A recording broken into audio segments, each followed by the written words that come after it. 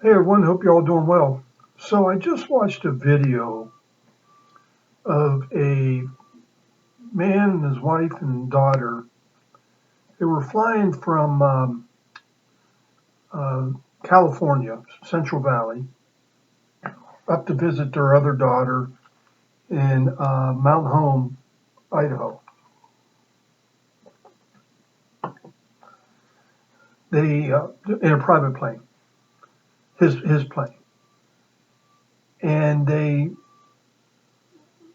he was only VFR rated. He wasn't IFR rated, and he got into weather, got into trouble, crashed the airplane. They were all hurt, but they were all alive. But they had no survival equipment on board, and they almost froze to death. Luckily, they had a cell phone that would get an intermittent signal, and they were able to contact 911 or 911, I guess, and they were eventually able to get to them the next morning, but they almost froze to death. Now, I'm sure many of you are saying, well, I don't have a private pilot's license. I don't. But this really goes for anybody, whether you're, especially day hikers, they get lost more than anybody. Hunting, fishing, possibly. I had a friend that he was out fishing in remote area, very remote area, and broke his ankle pretty severely, and he almost died from it. This was years ago, but he was in bad shape. Whether you go four wheeling,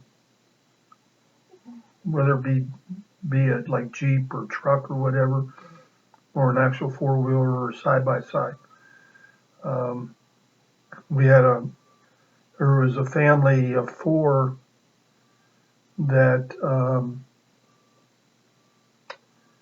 up by Lovelock, they went out four wheeling, didn't tell anybody where they were going. The people were searching for them for about 5, 6 days, and they finally found them. And the only way they were able to keep warm is he was burning all the tires because he flipped his, he had like a Ford Bronco or something like that. He flipped it over, and they got stuck out in the middle of nowhere, which in Nevada is quite easy to do, and nobody could find them. Then,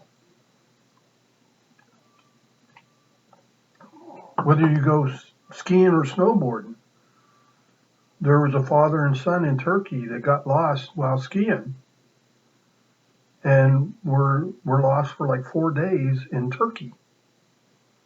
When my sons were very active in snowboarding, I built each one of them a survival kit, a small, just real small, that they keep in their jacket pocket. Where if somehow they got off the trail and got lost or whatever, got in bad weather, in the mountains here around Tahoe, Reno, you can get bad weather pretty quick. And but they could at least get a fire going and get started. So anyway, boating. There was a very good movie made about a guy and his kids got had trouble with their boat and had to land on a deserted island in Alaska, freezing, had no shelter, no nothing. So it goes for anything. But let's talk about some things about flight safety. First of all, I look at how I dress when I fly. I always wear, a cotton T-shirt or something along them lines. Depending on what we're flying over, not necessarily what the weather is like from where I'm flying from, where I'm flying to, but what's the weather like in between? Or not the weather, but the terrain. What do I have to be worried about? And I might bring a jacket even though it's summertime, just so I got a little bit of warmth. When I get on board, I find the nearest exit and I count the number of seats. That way, if I got to get to the exit and there's no power, there's no lights, or we're upside down in water, whatever it may be, I can just go up through, count the seats, and I know there's the emergency exit. Do that every time I get on a plane. That's the first thing I do. Then if we're going to crash, the number one accident in plane crashes is people breaking their legs, because they fly up and they hit the seat next to them, in front of them, and it breaks their shins. So if you gotta get in like the brace position, put your feet flat on the ground, and fully your whole foot on the ground and slightly underneath of you. That way, if you have the impact, your feet will it'll at least stop your feet from flying up forward. And people never wear open-toed shoes. I see these people getting on flights with sandals and high heels and toeless shoes, whatever you call them. Ladies, if you're going to a business meeting, throw a pair of nice high heel shoes that you would wear in the meeting, and then have a good pair of shoes that you fly with. Now, I used to fly with wearing boots all the time, but it's really almost too much of a hassle nowadays that you got to take your shoes off and everything else. So sometimes I wear boots, but most of the time I wear not loafers, but shoes I can get in and out of fairly early. Now, of course, times have changed, but when I used to fly, and still to this day, whether I'm hunting, fishing, camping, anytime I'm out in the woods, just about, I have a 3-inch buck and a Leatherman on my side. I always have my fire kit that I demonstrated a long time, well, some videos ago.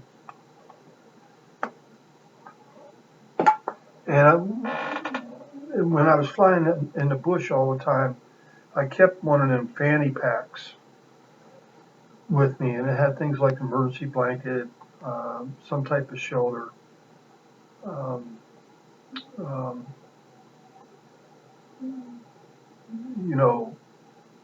just different items. It is my own little, sort of like the security safety bottle that I demonstrated, but a little more elaborate. I had that fanny pack packed pretty solid. And then if you do land, or your boat dies on you and you're out in a remote area, it could be around Lake Superior or Lake Michigan. Know the signs of what to do. For example, the international distress signs are always in 3.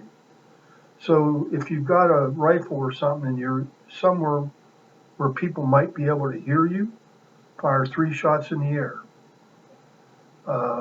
Build 3 fires. 3 rock things, clusters of rocks, whatever it may be, as long as they contrast well against its medium. Know how to build a signifier. I'll demonstrate that one day, but I want it to rain really, really good, or us get a good snow out here before I do that, because to do it properly would be too dangerous here during most of the year. But you basically build a log cabin.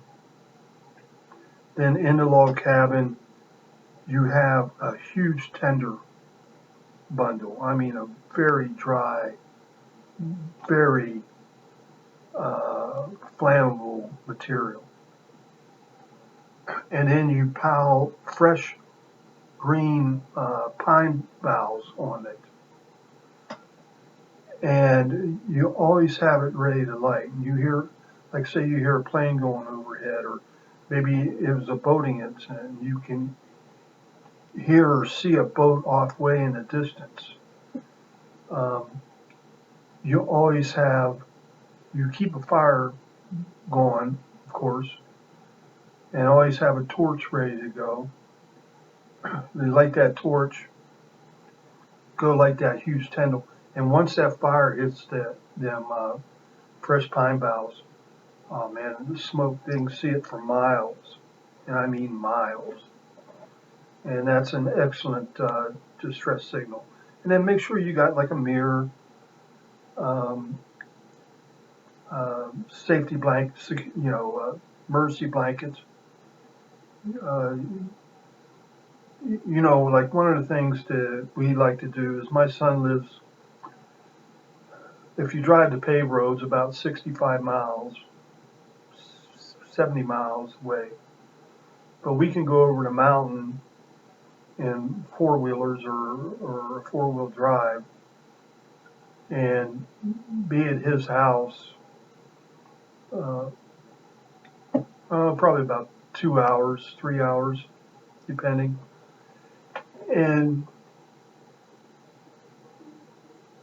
But we got to go over some pretty steep mountains.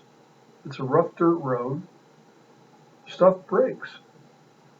And the weather up on top of them mountains may be entirely different. Yeah, I guarantee you, it'll probably be a lot different at night.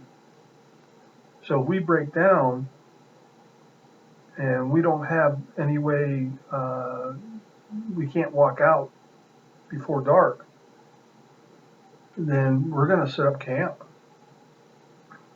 and try and stay warm and as comfortable as possible. And that's another thing. Make sure people know a lot of these accidents where these flying accidents where people get lost, especially in like the bush and stuff like that, they don't follow any flight plans. So nobody really knows they're lost. Maybe for a day or two, maybe longer. I was saying that group that went out four-wheeling in Lovelock, they didn't tell anybody what they were going to do. They didn't tell them where they were going. So nobody knew where to start searching for them. If you're going on a day hike, tell a friend or a family member, hey, I'm going to go on a day hike. This is where I'm going. If you're going fishing, hey, I'm going to go off probably, about 40 miles or so off Sword. Hunting, I'm going to be in the White Pine Mountains, something like that. Just be prepared, because, if stuff happens, and it's a shame. Every year there's some hunter that dies from frostbite in Maine. Every single year, it seems like. And then I was listening to the head of the Canadian Air Corps, or whatever they are, and he said that they had a pilot crash a plane. Took him about 4 days to find him. He walked out of that plane crash perfectly normal. Nothing wrong with him. He died of hypothermia because he wasn't prepared. Anyway, that's my video. Y'all have a good day. Bye.